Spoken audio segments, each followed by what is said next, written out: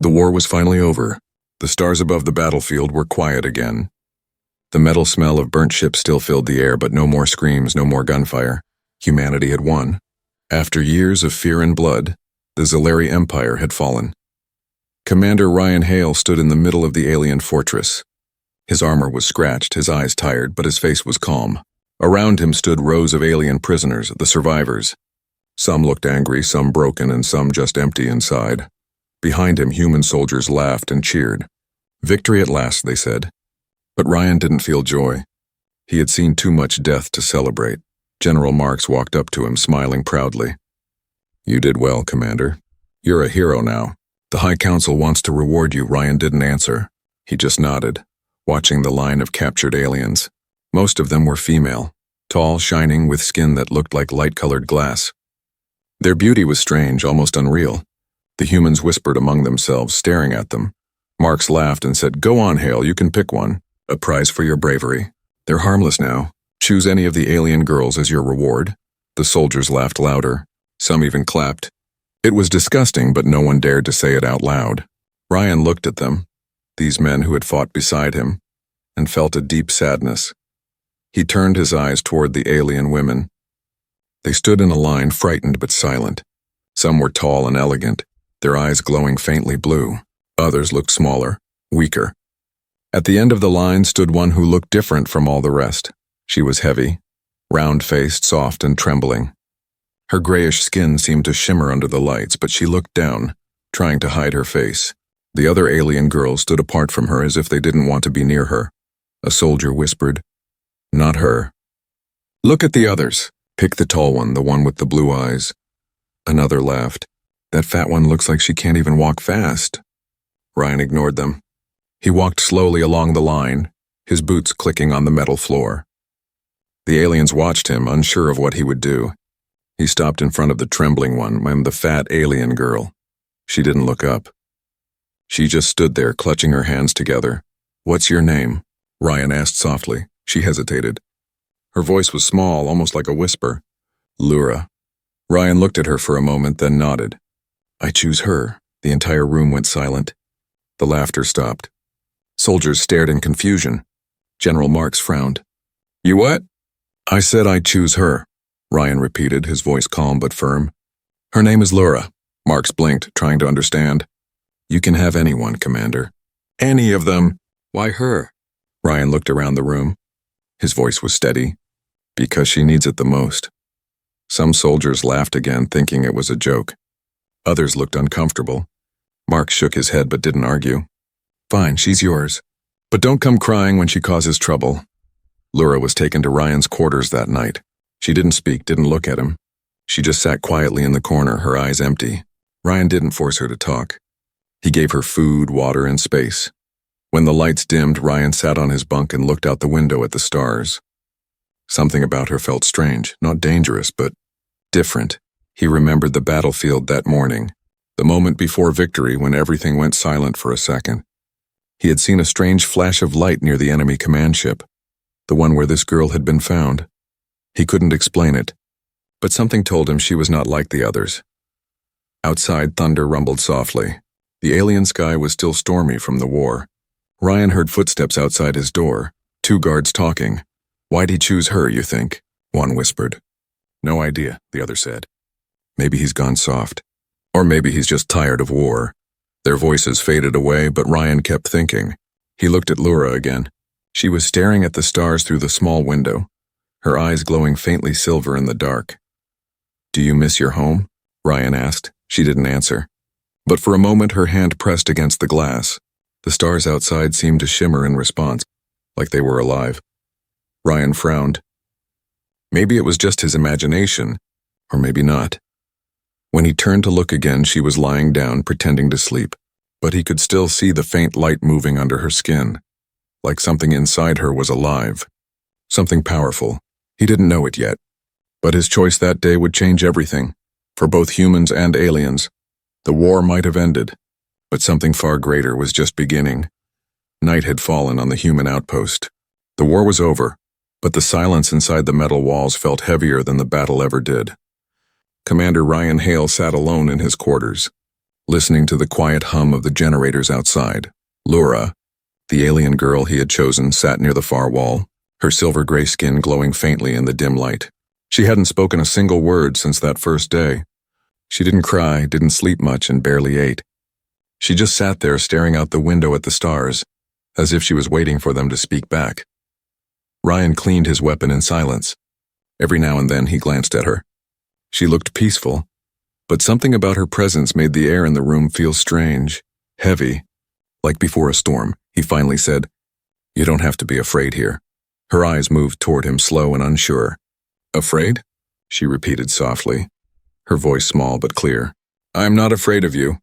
"I am afraid of the silence." Ryan paused. The way she said it, calm, almost sad, gave him chills. "What do you mean?" he asked, but she didn't reply. Instead, she turned back to the stars. Her reflection shimmered in the window, her eyes glowing faintly brighter now. That night, Ryan couldn't sleep. Every sound outside of the wind, the metal creak of the base, felt louder than usual. He closed his eyes, but something made him open them again. Laura was gone. The chair she had been sitting on was empty, and the door was still locked. Ryan jumped up and grabbed his sidearm, scanning the room. The faint glow of light came from outside the window. He walked slowly toward it. Outside, under the twin moons, he saw her. Laura stood barefoot in the cold sand, wearing only a thin silver wrap. Her body glowed softly, and not from the moonlight, but from inside her. The air around her seemed to shimmer like heat waves. "Laura!" Ryan shouted through the glass. She didn't turn. She lifted her hands toward the sky, whispering words he couldn't understand. The stars above flickered, as if they were answering her. Then, for a second, the entire sky turned white. A wave of light spread across the base, making the alarms flash red. Ryan ran outside. By the time he reached her, she had collapsed to her knees, breathing heavily. Her glow dimmed until it was gone completely. "What the hell was that?" he asked, helping her up. Her skin was hot, almost burning to the touch. She looked at him with tired eyes. "I was listening," she whispered. "Listening to what?" "The ones who are gone," she said. "They call me every night." Ryan didn't understand, but he saw fear in her face, not fear of humans, but of something far away. He carried her back inside and laid her on the bed. She trembled, whispering words in her alien language. Then suddenly she grabbed his wrist. "You should not have chosen me," she said in a broken voice. "Now they will come." Her grip was weak, but her words froze him. "Who will come?" he asked. She looked at him with wide eyes, almost glowing again. "The ones who follow the light. They will find me and destroy you." Before he could ask more, she passed out. The next morning, soldiers filled the base, confused and angry. The energy scanners had picked up strange readings overnight, massive surges that vanished before they could trace the source. General Marks called Ryan in. "You know anything about this, Commander?" Ryan hesitated. "No, sir," Marks frowned. "Somebody triggered a radiation spike big enough to fry half our sensors. If it happens again, I'll have no choice but to report it to High Command." Ryan nodded, but his thoughts were elsewhere. Laura was still resting in his quarters. He couldn't tell them what he'd seen. No one would believe it. When he returned to her room, she was awake, sitting quietly again, calm as if nothing had happened. Ryan studied her. "You could have killed us all last night." She looked up, sadness in her voice. "If I wanted to kill, no one would be alive." Her words were simple, but they hit like thunder. Ryan realized she wasn't threatening him. She was stating a fact. He sat down across from her. "Then tell me the truth. Who are you really?" For the first time, she looked him in the eyes. "Not who," she said softly. "What?" Ryan frowned. "What do you mean?" She touched her chest. "Inside me is a seed, a sleeping star. It wakes when I am near death. The others were made to be beautiful. I was made to hold this." Ryan stared, speechless. He didn't know whether to believe her, but deep down a cold feeling crawled through his chest. The flashes in the sky, the energy spikes, it all fit. She wasn't an ordinary alien girl. She was something else, something dangerous, powerful, and alive. Outside, the alarm suddenly blared again. A voice shouted over the intercom. "Unidentified signal approaching the base. All units to defense stations." Ryan looked at her. Laura's eyes were glowing bright silver now. "They've found me," she whispered. The whispers have become voices, and as the ground trembled, Ryan finally understood. The war was not over at all. It was only changing shape. The base was on full alert. Red lights flashed across the corridors and the sound of alarms filled the air. Soldiers rushed past, shouting orders, loading weapons, and sealing doors. But Commander Ryan Hale wasn't running toward the fight. He was running to hide one alien girl who might be the cause of it all. He burst into his quarters, breathing hard. Lura was sitting on the bed, calm like she had been waiting for him. Her silver eyes glowed faintly in the flickering red light. "They're coming for you," Ryan said. "Who are they?" She looked up slowly.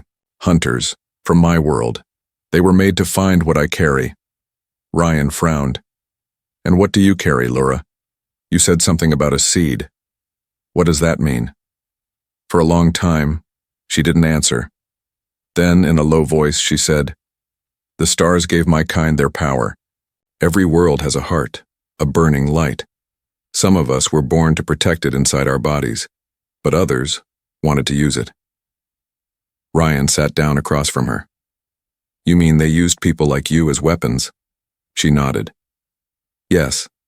The thin ones, the beautiful ones, they were only shells. Empty. But those like me, heavy and unwanted, we carried the real power. The more energy a star has, the more it needs space to rest. That is why I am this way." Ryan was silent. Her words were simple, but they carried a kind of sadness he had never heard before. "Then why did they come?" he asked. "Because I ran away," she said softly. "I was the last one left. The Empire wanted to drain me and feed the war engines. I escaped. But when your people attacked, I was taken by them." "So the flash I saw on the battlefield," Ryan said slowly, "that was you." Lura looked down. "Yes. I released a small part of the light to protect myself. But it drew their signal. Now they know where I am." Outside, the sound of gunfire echoed through the base. The hunters had arrived, small black ships cutting through the air like shadows. They didn't fire heavy weapons. Instead, they released strange waves of sound that froze soldiers in place. Ryan looked at Lura. "We can't let them take you." She shook her head. "If they catch me, they will take the seed. And when they do, your world will burn." Ryan stood, grabbing his rifle. "Then we're leaving now." The corridors were chaos. Humans shouted orders, but the sound weapons from the hunters made communication useless. Some soldiers collapsed, covering their ears. Others fired blindly into the smoke. Ryan led Lura through the back tunnels, away from the main fight. Every few seconds he felt a strange pull, like the air itself was shaking. He looked back at her. Her glow was growing brighter again. "You're doing something," he said. "I can't stop it," she whispered. "The closer they come, the louder the star inside me sings." They reached a service door that led to the desert outside. Ryan forced it open and looked back. "Go." But before they could leave, a shadow moved at the end of the hall. Tall, thin, and inhuman. A hunter. Its body was made of black metal and glowing red lines, its face hidden by a mask that pulsed with light. It spoke in a distorted voice. "Return the carrier." Lura stepped back, trembling. "They will not stop," she whispered. Ryan raised his gun. "You'll have to go through me." The hunter moved faster than his eyes could follow. Its hands stretched out and a blast of red energy hit Ryan, throwing him into the wall. His vision blurred. He heard Lura scream. When his eyes cleared, she stood in front of him, her hands glowing like small suns. The hunter reached out again, but this time she released her light. It wasn't a weapon. It was a wave of energy that filled the corridor with white fire. The hunter screamed as its metal body melted into ash. Ryan blinked, barely able to see. The walls around them were scorched black. Lura stood still, breathing hard, her glow fading. He ran to her side. "You okay?" She nodded weakly. "I can't do that again. It hurts." Ryan touched her shoulder gently. "We'll find another way, but first we need to get out before more of them come." She looked into his eyes, something soft in her expression. You still don't understand, do you? Understand what? Your people will not let me live either, she said quietly. They will see what I am and try to take me apart, just like the hunters. Ryan didn't answer. Deep down, he knew she was right. By morning, the base was silent again. Most of the hunters were gone, but so were many humans. General Marks looked at the wreckage and demanded answers. Ryan stood before him, tired, covered in dust. It was an ambush, he said simply. We barely survived. Marks frowned. Where's the alien girl? Ryan met his eyes. Gone. Marks nodded slowly, his expression unreadable. Then find her. High Command wants her alive. She may be the key to something bigger. Ryan walked away, saying nothing. Outside, he looked toward the horizon. Endless sand and burning sun. Somewhere out there, Laura was waiting. He didn't know why he had chosen her. But now he understood one thing clearly. She wasn't just a survivor. She was the secret that could either save or destroy every living thing under the stars. And the truth was no longer hidden. It was just beginning to shine. The desert wind howled like a dying creature. The twin suns were sinking behind broken towers, and the human base lay half buried in smoke. Commander Ryan Hale stood near the wreckage of a transport craft, his uniform torn, his pulse hammering in his ears. Somewhere out there, she was waiting. Laura. He could still see her in his mind, her eyes glowing silver, her skin cracked with light after destroying the hunter. She had vanished in the chaos before dawn, leaving behind only a trail of faint footprints glowing in the sand. Now the world was quiet again, but it wasn't peace. It was the kind of silence that comes before another storm. Ryan climbed over the dunes until he saw movement ahead, a shimmer of light bending the air. He raised his weapon, but his voice softened. Laura. The shimmer faded, and she appeared, tired, trembling, and covered in dust. The glow under her skin had dimmed, but her eyes still held that strange light, half human, half star. You shouldn't have followed me, she said softly. Then you shouldn't have left, Ryan replied. She looked down, her hands shaking. Your people will come for me. If they find us together, they'll kill you too. Ryan walked closer. They already think I'm dead. That means we have a chance. Her lips trembled. A chance for what? To get you out of here, he said. To wherever you call home. She hesitated, then whispered, Home is not a place, it's a voice in the dark. Calling me back. Ryan didn't understand her words, but he could feel her fear. It wasn't the fear of dying. It was the fear of being used again. He nodded. Then let's find that voice before they do. By nightfall, they reached the old ruins of a Zalari temple half buried under the sand. The place was ancient, carved with glowing symbols that still pulsed faintly even after centuries. Laura touched one of the walls. Her fingers made the symbols light up brighter. This place remembers me, she whispered. It was built by my ancestors, guardians of the star seeds. Ryan looked around. It's a good place to hide. No, she said. It's not hiding. It's returning. She sat on the floor, closing her eyes. The air around her began to change. Warmer, vibrating softly like distant music. Dust floated upward as the ground hummed beneath them. Ryan took a step back, startled. What are you doing? Listening, she said. The seed inside me is waking. The light under her skin grew brighter, spreading across her arms like rivers of fire. Her breath came fast, and her body shook. Ryan dropped to his knees beside her. You're burning up, stop it. She opened her eyes. They glowed white now. I can't. The star remembers the war. It wants to protect itself. The ruins around them began to tremble. The walls cracked, sand falling from the ceiling. Ryan grabbed her shoulders. Laura, listen to me. You're not a weapon. You're not what they made you. She blinked, her glow flickering. Then what am I? Alive, Ryan said firmly. That's enough. For a moment, everything froze. Then the light dimmed again, and she fell forward into his arms, weak but breathing. Ryan held her close, his heart pounding. Outside, the faint sound of engines echoed in the distance. Human dropships. They had found them. "Stay down," Ryan whispered, pulling her behind a broken pillar. Through his scope, he saw the silhouettes of soldiers spreading across the dunes. Human soldiers. A voice came through the loudspeakers. "Commander Hale, this is General Marks. You are ordered to surrender the alien alive. Do that, and maybe we'll let you live too." Lura's voice was soft but steady. "But he wants the star." Ryan nodded grimly. He always did. The soldiers moved closer. Ryan checked his weapon, only one clip left. He looked at Lura. "Can you still move?" "Yes," she said, standing weakly. "But if I use the light again, it will hurt you." He smiled faintly. "Then I guess we both get hurt today." They waited until the first group of soldiers came into the ruins. Ryan fired, sharp, controlled bursts. The echoes bounced off the ancient walls.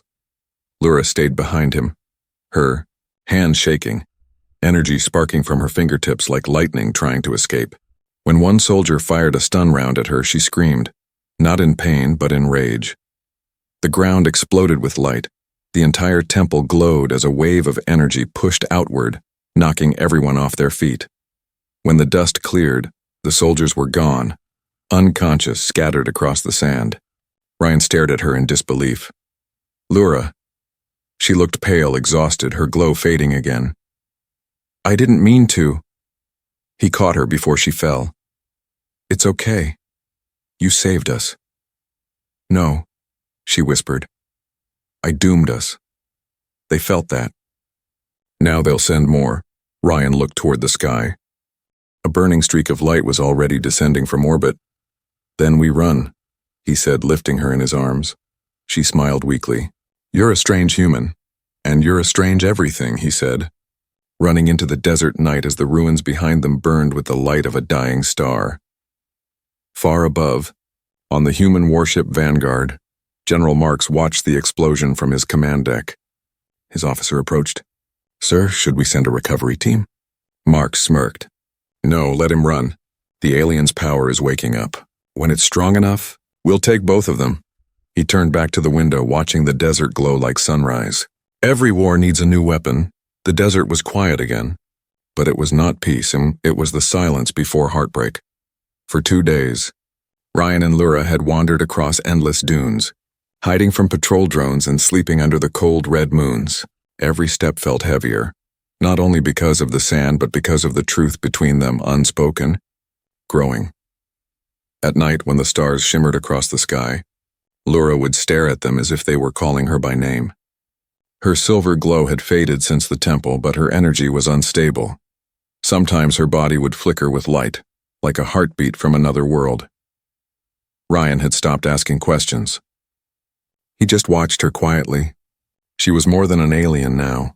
She was something alive in a way that felt both human and infinite. But peace never lasts long for soldiers. By the third night, they found an abandoned supply outpost buried under sand. Ryan used the emergency beacon to tap into the comm network, not to call for help but to find a way off this planet. Static filled the small screen. Then a familiar voice cut through. Ryan, is that you?" Ryan froze. "Evans?" Captain Evans, his old squad mate, appeared on the display, tired, bruised, but smiling. "You're alive. Damn, everyone thought you were vaporized. Command's been tearing the system apart looking for you." Ryan didn't smile back. "I'm with someone. We're leaving this planet tonight," Evans nodded quickly.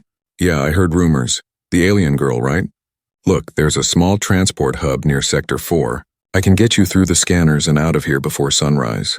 But you've got to trust me." Ryan hesitated. Evans had been his best friend since training, the kind of man who'd taken a bullet for him once. Still, something about his tone felt off. "Why are you helping me?" Ryan asked. Evans leaned closer to the camera. "Because I still believe in you, brother. You did what you thought was right.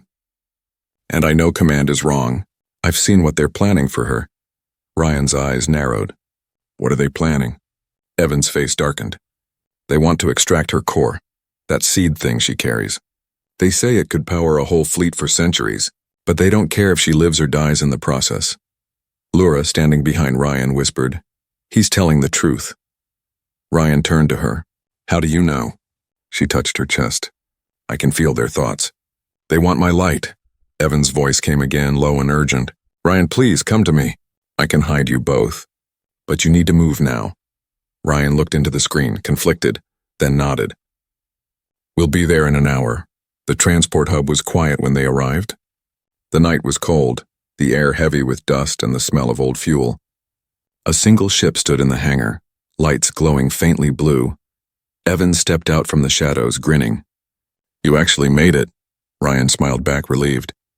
"You have no idea how good it is to see you." Evans clapped him on the shoulder. "You always did bring trouble, didn't you?" Then his eyes moved to Laura. For a second, something unreadable flashed in them. Not fear, not hate, but greed. Laura noticed it too. She stepped back. "Ryan," she whispered. Evans raised his hands. "It's okay. I'm not here to hurt you." Ryan frowned. "Evans, what's going on?" Evans sighed. "I'm sorry, brother. Really, I am. But this is bigger than both of us." Before Ryan could react, soldiers stepped out of the dark corners of the hangar, rifles raised. The insignia on their armor was human. "Command troops." Ryan's stomach dropped. "Evans, you set us up?" Evans looked away. "You don't understand. They promised me full clearance and freedom, rank, everything. I didn't have a choice." Ryan's voice was ice. "You always have a choice." Laura stepped forward, eyes glowing faintly. "He betrayed you to the same ones who betrayed me." Evans aimed his pistol at her. "Don't make me do this." Ryan moved between them. "Evans, stop. She's not the enemy." "Then what is she?" Evans shouted. "Do you even know what she's carrying? That thing inside her could power half the galaxy or wipe it clean. She's not a woman, Ryan. She's a weapon." The soldiers behind him tensed. Laura's eyes flickered brighter. The air around her shimmered with energy. Ryan slowly lowered his gun. "If she was a weapon, you'd already be dead." For a second, silence. Then Evans shouted, "Take them!" The soldiers fired. Ryan pulled Laura behind a crate as energy bolts cut through the air. Sparks flew. The ship's engines roared as stray fire hit the fuel lines. Laura's voice trembled. "I can stop them, but it will hurt you." Ryan's breath came fast. "Do it." Her eyes turned white. The ground cracked beneath her feet. A wave of blinding light burst from her body, soundless but powerful. The soldiers froze mid-motion, their weapons melting in their hands. Evans fell to his knees, staring at her in awe. When the light faded, the hangar was silent again. The soldiers were gone, either unconscious or fled. Ryan turned to Evans. "Why?" Evans coughed, blood on his lips. You still believe they're good. But command doesn't fight for peace anymore. They fight for control. And she..." He looked at Laura. "She's the key to all of it." Ryan's voice softened. "Then you should have stood with me." Evans smiled weakly. "Maybe I did. Too late." Then his head dropped. Still. Ryan closed his friend's eyes. Laura placed a hand on his shoulder. "He was not your enemy. Just a man lost in the wrong light." Ryan looked at her, his heart heavy. "Then we find a new light, one that no one can control." He lifted his head toward the stars, glowing faintly on the horizon. "Come on, we're not done yet." Together they stepped into the damaged ship. As it lifted off the ground, the hangar burned behind them. And for the first time since the war ended, Ryan felt something he hadn't felt in years. Hope mixed with fire. The ship drifted through the endless dark, its engines whispering like tired lungs. The stars outside looked peaceful, but Ryan knew better. Peace was never real. It was just the silence before another heartbreak. Laura sat near the window, staring at the lightless sky. Her silver skin shimmered softly, her glow fading in and out like a heartbeat that didn't belong to flesh. Ryan watched her from the cockpit, his hands gripping the controls as if the ship might fall apart at any second. They hadn't spoken much since Evans's death. The betrayal still hung in the air like smoke, heavy, bitter, unforgettable. Ryan finally broke the silence. "You didn't have to kill them all." Laura's voice was quiet. "I didn't mean to. The light inside me reacts to danger. It doesn't ask me what to do," he sighed. "That light, it's getting stronger, isn't it?" She nodded slowly. Every moment we get farther from the human world, it wakes a little more. It remembers what I tried to forget. Ryan looked at her reflection in the glass, the faint outline of a woman carrying the weight of stars inside her. What happens when it fully wakes? She turned toward him, eyes glowing faintly white. Then there will be no Laura, only the star. Hours passed. The ship moved quietly through the outer rings of a dead planet, its surface covered in ancient ruins. Laura asked Ryan to land there. It's where I was born, she whispered, or what's left of it. Ryan guided the ship down through the dust storms until they reached a massive crater filled with glowing stones. Strange towers, half buried and broken, jutted from the sand like the bones of forgotten gods. When Laura stepped outside, the ground under her feet began to hum. The air grew warm. The stones started to glow brighter, responding to her presence. This place knows me, she said. The light inside me was born here. My people used to protect the hearts of dying stars. We kept their fire alive. But greed poisoned us. The Empire used our light for war. Ryan looked around at the ruins. And now you're the last one. Yes, she said softly. And I am tired. Her glow brightened suddenly and Ryan stepped back. The air rippled, bending around her as waves of light pulsed through the sand. The ruins came alive, walls lighting up with patterns and voices whispering in a language Ryan couldn't understand. Laura, stop. You're burning yourself out. But she didn't listen. She fell to her knees, her body trembling. The light inside her chest pulsed faster, brighter, almost too bright to look at. Ryan rushed forward, grabbing her shoulders. Hey, stay with me. Her eyes flickered open, tears streaming down her silver cheeks. The seed is waking. I can feel the star crying inside me. It wants to be free. What happens if it wakes completely? She looked at him sadly. Then this world will be reborn, but I will be gone. Ryan's throat tightened. There has to be another way. She smiled weakly. You always say that. You humans always believe there's another way. Maybe that's why the stars still like you. The ground began to shake. A beam of light shot into the sky from the center of the crater, piercing the clouds. The ruins vibrated with energy. Ryan could hear voices, not from outside but inside his mind. He grabbed her hands. You can control it, Laura, you can. She shook her head. No, I can only guide it. But you can help me. Me, he said, shocked. She nodded. You saw me when no one else did. You chose the weakest one because you saw something they couldn't. That heart. That's what the star needs. Not power, balance. Ryan stared at her. What do I have to do? Hold me, she whispered. And don't let go, no matter what happens. The light grew so bright it turned the night into day. Ryan wrapped his arms around her as her body turned hot, almost burning. The air screamed with energy. He could feel her heartbeat slowing, merging with the rhythm of something far greater, something ancient. I'm not letting you die, he said, gritting his teeth. She smiled faintly. I'm not dying, Ryan, I'm going home. Her voice echoed like wind and thunder. The beam of light split open the clouds, revealing a second sun. No, not a sun, but a living star forming above them, bright and pure. Ryan closed his eyes as the light engulfed everything. When the world went quiet again, the air was warm, soft, and golden. Ryan opened his eyes. The ruins were gone, replaced by fields of glowing crystal and rivers of light. Laura was kneeling beside him, her body made of pure radiance, no longer flesh, but something beyond it. She smiled, calm and beautiful. This is what was always inside me. Ryan reached for her, but his hand passed through light. Laura, she shook her head gently. Don't be sad. I'm not gone. I'm in every ray, every spark, every heartbeat of this world. The seed is awake now, and it remembers you. Tears stung his eyes. You're not just light to me. You're you. Her glow brightened. Then carry that memory. It will guide you when the dark comes again.